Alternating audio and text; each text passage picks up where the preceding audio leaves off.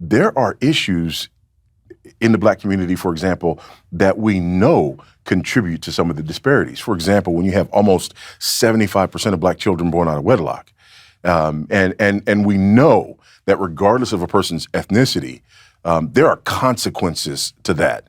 There are consequences in terms of incarceration, in terms of dropout rates, in terms of drugs, alcohol, violence, and all these sorts of things. Well, if we know that those things are there, my big problem with the social justice crowd is if everything goes back to social justice, then there are some things that ought to be addressed that don't get addressed because we blame the wrong cause. Doing something about the problems that exist. I believe that Black people are capable. I don't believe that Black people are utterly dependent on the government or people of goodwill. I believe that Black people are absolutely capable.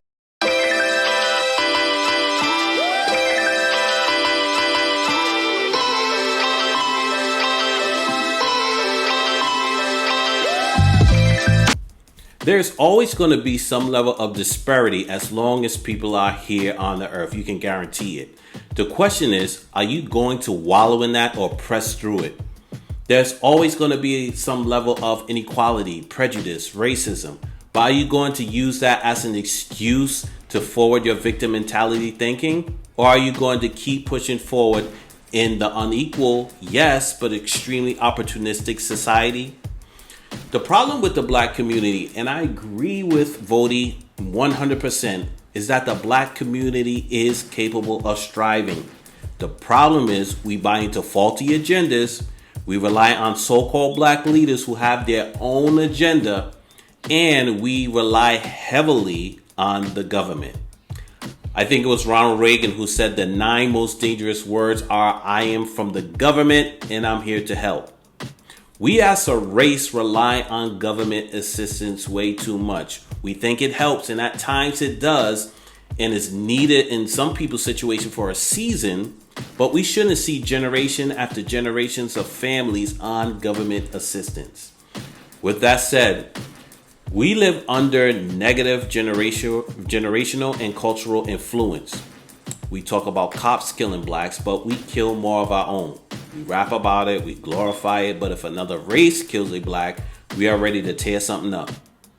Is a Black life only important when a white man takes it, and not important when a Black man kills another Black man? But we don't want to talk about that. We deflect or sweep it under the rug or stop pointing fingers at what other races are doing. Well, look at the white on white crime, or look at the Spanish on Spanish crime. Well, stop that. We are talking about Blacks right now. And we have this notion that everyone has to change around us. And we don't need to take a look at ourselves as a race to make changes internally. It is always someone else's fault. That's narcissism at its best. My goal in this video is to empower the Black community by shedding light on the flaws of the Black community. We live under the foot mainly of our own suppression, and that needs to change.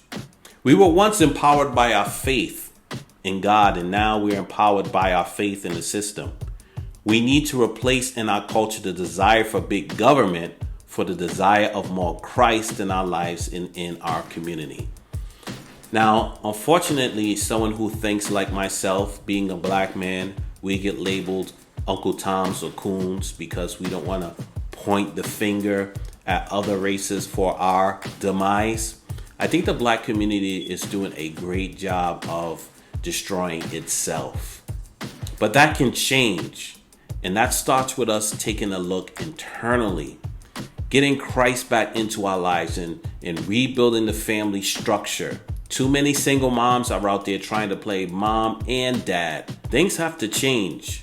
We see lawlessness in the streets, and when we go to cities like Chicago and places like Detroit and places like that.